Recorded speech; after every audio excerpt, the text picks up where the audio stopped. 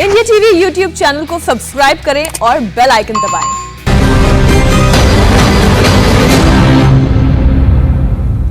नमस्कार, मैं हूं अमित पालित। कोरोना के कहर से बचना है तो इस बीमारी से जुड़ी हर बात बहुत ही सिंपल शब्दों में समझनी होगी। कब बनती है एंटीबॉडी, कब तक रहती है एंटीबॉडी, आंखें, गले और ब्रेन पर कैसे रोकें ब्लैक फंगस का असर, गर्मी या नमी, कहां सबसे ज्यादा होता है फंगस का कहर। समस्या बड़ी है और अगर इसे बेहद सरल और आसान तरीके से समझना है तो जो नाम सबसे पहले सामने आता है वो है public health expert doctor Mathew Varghese का। डॉक्टर मैथ्यू इस वक्त हमारे साथ जुड़ चुके हैं। डॉक्टर साहब, बहुत बहुत स्वागत है आपका। नमस्कार। पहली चीज तो यह है कि कोरोना गया नहीं, अब अटैक हो गया ब्लैक फंगस का। क्या है ये?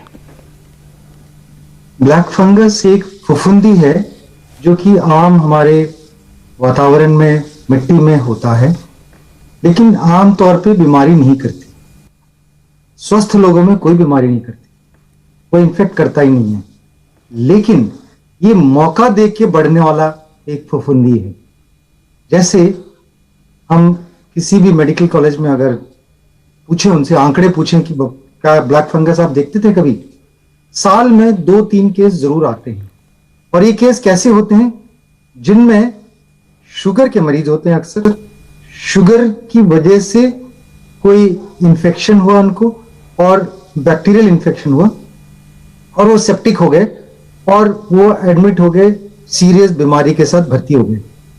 तो शुगर 300, 400, 500 तक चला गया है, सेप्टिक हैं, उनकी जो शरीर में बीमारी से लड़ने की शक्ति, इम्यूनिटी जिसको हम बोलते हैं अंग्रेजी में, वो कम होती है।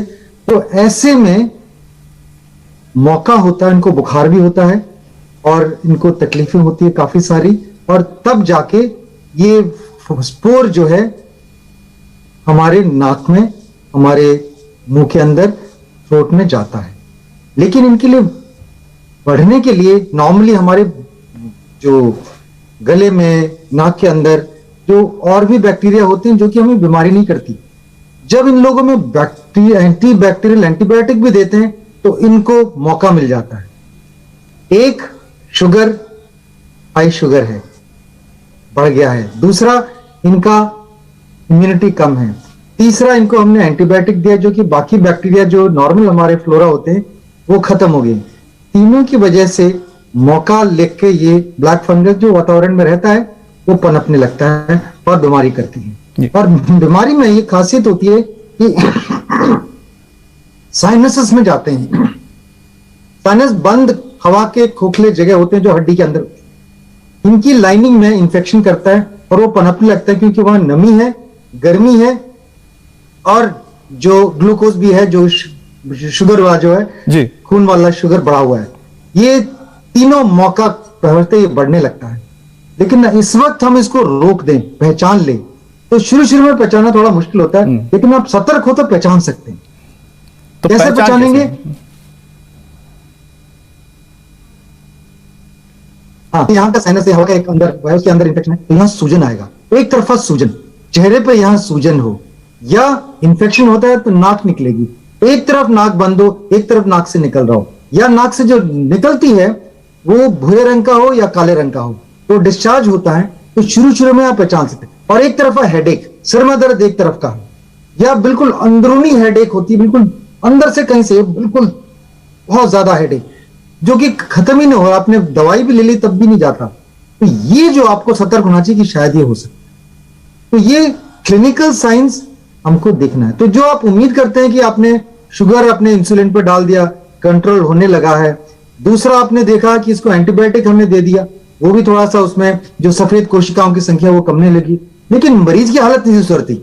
मरीज का हालत क्या है, हम देखते हैं कि इसका ब्लड प्रेशर फिर नीचे आने लग गया है, इसकी और भी जो है, जो हम संकेत चाहते हैं कि इसके सुधार होने का, वो नहीं होता है। तब लगता है कि शायद कुछ और हो गया, तब हम ये देखते हैं। इनको क्लिनिकली हमें पहचानना पड़ेगा। पहली चीज जी, शुरू में पहचानना पड़ेगा। अगर शक नहीं है तो हम पहचान नहीं पाएंगे। डॉक्टर साहब, ये जो है पहचान के हमें आगे लेना है स्टेप। जी, पहचान आपने कर दी कि किस तरह से हम पहचानेंगे, लेकिन अब दूसरा सवाल ये होता है कि हम इसको रोके कैसे, और दूसरी बात यह है कि कौन लोग हैं जो सबसे ज्यादा खतरे में रहेंगे ब्लैक फंगस के, या आम लोग भी जा सकते हैं जिनको कोरोना नहीं हुआ है?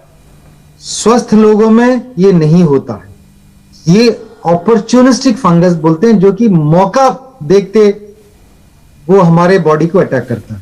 तो ये जो है फफूंदी आम लोगों में नहीं होता, स्वस्थ लोगों में नहीं होता। उन्हीं लोगों में होता है जिनमें उनकी इम्यूनिटी कम हो, बीमारी से लड़ने की संख्या कम हो, शक्ति कम हो, उन्हीं में होता है। ये कौन लोग होते हैं? शुगर वाले मरीज होते हैं। ये कौन लोग होते हैं? कैंसर वाले मरीज जिनको कैंसर की दवाई चल रही है। ये कौन लोग होते हैं? जिनको कि जैसे किडनी ट्रांसप्लांट हुआ है, किडनी ट्रांसप्लांट में वो किडनी बॉडी उसको रिजेक्ट ना करे, उसके लिए हम इम्यूनिटी खत्म करने की दवाइयां देते हैं। तो वो लोग जिनमें इम्यूनिटी कम करने की दवाइयां दी जा रही है, और ये इन दवाई में सबसे अहम कौन सी है? स्टेरॉइड। स्टेरॉइड अगर दे रहे हैं तो वो आपकी इम्यूनिटी को सप्रेस करती है। अगर स्टेरॉइड दे रहे हैं तो आपकी बीमारी से लड़ने की शक्ति कम होती है, उनमें फफूंदी बढ़ सकती है। तो ये डबल प्रॉब्लम है। एक तो अगर शुगर है आपको और आप स्टेरॉइड देते हैं, शुगर का कंट्रोल खराब हो जाता है, शुगर का लेवल बढ़ जाता है। दूसरा, आपका इम्यूनिटी खत्म हो जाती है। दोनों की वजह से अब ये चीज हम देख रहे हैं। अब 20% दिल्ली में लोग हैं जो कि शुगर वाले हैं। अगर उन 20% में से 5% को भी अगर कोरोना हुआ है, तो अगर उनको हम स्टेरॉइड देते हैं सीरियस होने पे, तो उनमें पक्का मौका मिलता है। उनको एंटीबायोटिक भी दे रहे हैं, आप स्टेरॉइड भी दे रहे हैं, शुगर भी है, फफूंदी, काला फफूंदी वो बढ़ेगा ही। लेकिन पहचान के हमको उनका आगे इलाज कर, बिल्कुल इलाज है। पहले इलाज जो है हम देते थे, एम्फोटेरेसिन बी करके एक दवाई है जो देते थे। साधारण एम्फोटेरेसिन जो है वो गुर्दों को खराब करती है, तो ये थोड़ा सा टेंशन रहता है। पहचान लेते हैं, अगर देर हो गई तो सीटी स्कैन करना पड़ता। सीटी स्कैन करके हम पहचानते हैं कि ये साइनसेस बंद हैं। लेकिन देर में क्या खतरा है? ये जो है आंखों में अगर सूजन आ जाए, मैंने पहले नहीं बताया, क्यों नहीं बताया? वो देर का लक्षण है। अच्छा। क्यों, कब होता है आंखों में सूजन? ये साइनस से हड्डी को पार करके हमारे आंख के नीचे आ जाता है, तब आंखें सूजती हैं। और हड्डी को पार करके हमारे साइनस से जो खून की नस है उससे जरिए ब्रेन के अंदर पहुंचता है। एक कैवर्नस साइंस बोलते हैं, खून का गुच्छा होता है, वहां पहुंच जाता है और वहां खून को जमा देता है। वो जब ये होता है तो हमारा धुंधलापन आंखों में हो जाता है, आंखें खराब हो जाती है। आप इसके लिए वेट करोगे तो बहुत देर हो जाती है। ऐसे मौके पे मरीज आम तौर पे हम जैसे बोलते हैं मोस्ट लाइकली टर्मिनल होते हैं और इनको मुश्किल होता है। तो इलाज के लिए पहली चीज हमें पहचान है। दूसरी चीज, अगर पहचान कर ली तो दवाई है एम्फोटेरेसिन बी। तो गुर्दे ना खराब हो, उसकी एक नई एम्फोटेरेसिन आई है, लाइपोसोमल एम्फोटेरेसिन बी, थोड़ी महंगी होती है। अब जैसे आप देखते हैं जैसे ऑक्सीजन की किल्लत हुई, वैसे इस दवाई की भी किल्लत हो रही है। तो सब जगह इसकी अवेलेबिलिटी कम हो गई। तो अब क्या है, सरकार ने अच्छा किया है कि केवल अस्पतालों को ही दी जाएगी, बशर्ते आप अस्पताल से एक फॉर्म भरवा के अस्पताल से सरकारी कार्यालय में भेजा जाए। तो सरकारी कार्यालय में कमेटी निर्णय करेगी इसको मिलना है नहीं मिलना, और उसको हम एम्फोटेरेसिन बी रिलीज करें। जी। तो लाइपोसोमल एम्फोटेरेसिन बी सरकारी कंट्रोल, बहुत अच्छी बात है कंट्रोल में, और अस्पतालों को ही दी जा रही है। क्योंकि ये दवाई ऐसी नहीं जो आप घर पे ले सकते, दवाई ऐसी नहीं जो आप क्लिनिक में दे सकते, नहीं, उसकी काफी मॉनिटरिंग होती है, वो देख के ही देना होता है। और सरकारी कंट्रोल में आ गई है, अच्छी बात है। अब मैंने अपने अस्पताल में शो से पहले मैंने पूछा कि आपके पास है? उन्होंने कहा है। कितने की है? 7,000 के करीब की है, जो कि एमआरपी के हिसाब से मिलती है, मैक्सिमम रिटेल प्राइस के हिसाब से 7,000 के करीब है। 19-20 ऊपर नीचे हो सकता है, लेकिन बशर्ते आपने फॉर्म भरा हो, बशर्ते आपने फॉर्म भर के सरकारी कमेटी को डिपॉजिट कराओ, वो अप्रूव करके आपको देंगे, तभी हम रिलीज कर सकते हैं। क्योंकि सारे जो इसकी स्टॉक है उसकी आंकड़े हमें सरकार को पेश करनी होगी। जी डॉक्टर साहब आपने तो कह दिया कि पहले लक्षण को पहचान लो, लक्षण पहचानने के बाद बीमारी ज्यादा ना बिगड़े उसको आप रोको तो आप बच सकते हो। लेकिन बहुत सिंपल शब्दों में समझा दीजिए कि आखिरकार बच जाए कैसे, कि हो ही ना। अगर आपका, मैं किन मरीजों में देख रहा हूं जिन्होंने स्टेरॉइड जरूरत से पहले ले लिया, स्टेरॉइड की डोज जरूरत से ज्यादा दे लिया। स्टेरॉइड के डोज में देखता हूं, कुछों के पर्चे देखता हूं, तीन हफ्ते चले जा रहे हैं। स्टेरॉइड कोरोना में बिल्कुल समय देख के डॉक्टरी सुपरविजन में ही लेना चाहिए। अगर अपने आप लेंगे या केवल किसी के सुपरविजन के बगैर आप लेंगे तो आप गड़बड़ करोगे। अगर हो सकता है कि आपको शुगर और आपको ना मालूम हो और आपका शुगर बढ़ सकता है, तो डॉक्टरी मुआयने के बाद, डॉक्टरी समझ के साथ डॉक्टरी सुपरविजन में आप ये दवाई लीजिएगा जी। और ये देखिएगा कि आपका शुगर खराब हो रहा है नहीं हो रहा, ये भी देखना जरूरी है। अच्छा डॉक्टर और साहब, कुछ मरीजों में जब खराब होने लगता है सर्जरी भी है, तो ईएनटी सर्जन इसको देखते हैं, ईएनटी सर्जरी करके जो जो जो टिश्यूज हैं, कोशिकाएं, उनको खत्म कर देते, काला होने लगता है।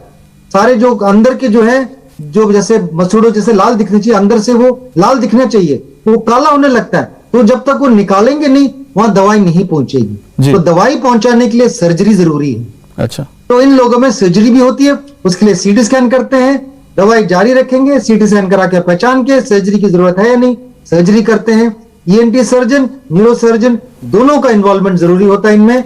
अगर ब्रेन में जा रहा है तो न्यूरो सर्जन, और आई वाले भी इसमें इन्वॉल्व रहते हैं। तो मल्टी स्पेशलिटी एंगेजमेंट है ये। अच्छा डॉक्टर साहब, आपने जिक्र किया स्टेरॉइड्स का, तो स्टेरॉइड्स का इस्तेमाल होता है जब कोई कोरोना पॉजिटिव हो और ज्यादा उसकी तबीयत बिगड़ जाए, लेकिन वो उस स्टेज तक पहुंचे ही नहीं कोरोना होने के बाद भी, पॉजिटिव होने के बाद भी, उसका भी जरा तरीका बता दीजिए। नहीं, एक बार ही कोरोना पॉजिटिव हो जाए 80% लोगों में कुछ नहीं होता। पहले 2-3 दिन नजला, थोड़ा सा बुखार, थोड़ी सी खांसी, थोड़ी सी गले में किचकिच, वो रहता है और वो ठीक हो जाता है और कुछ नहीं होता 80% लोगों में। 20% लोगों में पहले लक्षण के 5-6 दिन में नए लक्षण आते हैं। बुखार तेज, कंजेशन, लोग कहेंगे घुटन सी हो रही है डॉक्टर साहब, बहुत घुटन हो रही है। और तीसरी चीज वो बोलेंगे सर खांसी वो रुक ही नहीं रही, लेटा नहीं जाता, लेटने पे खांसी उठ जाती है।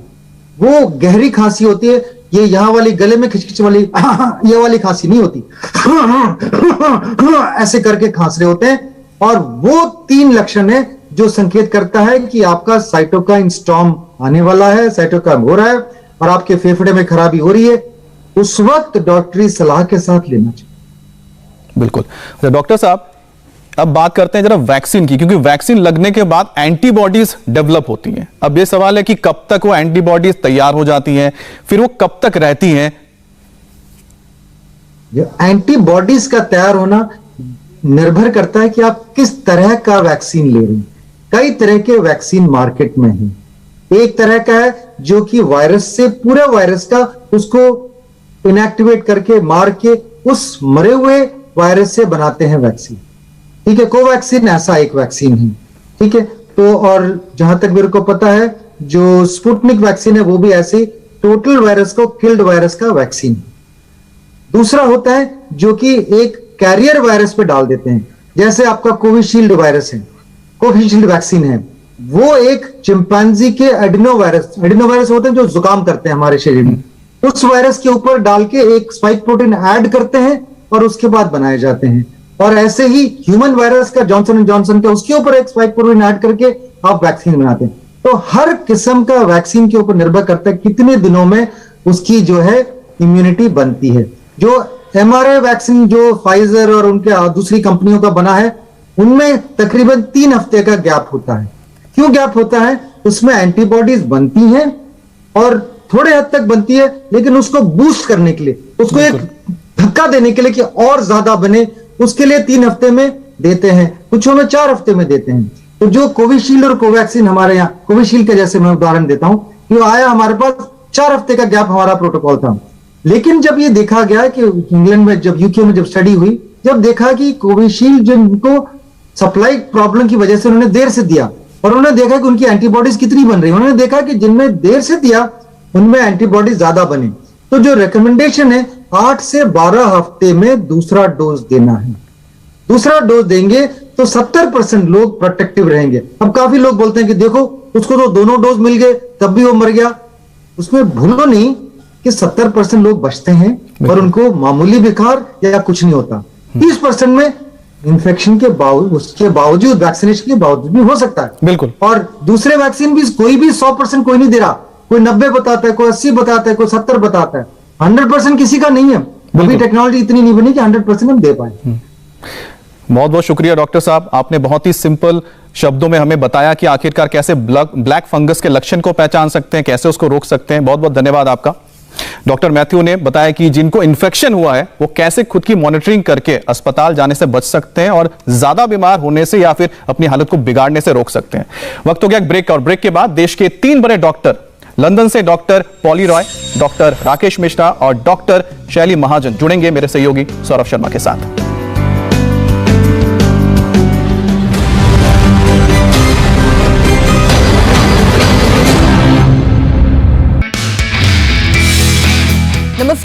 मीनाक्षी जोशी। वीडियो और खबरों से अपडेट रहने के लिए India TV YouTube channel subscribe करें, बेल आइकन दबाना ना भूलें। जुड़े रहें इंडिया टीवी के साथ।